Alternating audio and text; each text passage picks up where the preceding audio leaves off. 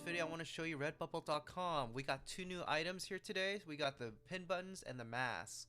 And I just want to let you guys know about this because these are items that are probably disabled on your Redbubble.com website. So what you guys got to do is go to your product section and actually enable them. So what I'm going to do right now is actually click on disabled. And then it's going to enable them. So I'm going to click on this one too as well. Now I have two new products, so what I'm going to do is actually edit them. And below I can see that I can make it a little bit bigger, which is what I'm going to do. I'm going to probably lower it a little bit. And then I'm going to click apply changes. Alright, so I'm at the mask section and I'm going to do the same thing. I'm going to edit it. I feel like I want more patterns for this one, so the pattern's fine, and I'm gonna go scale it down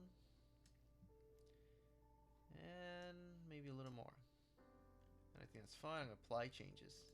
Alright, so that's it. So these are two new products that I think you should do right now to go to redbubble.com and actually enable them.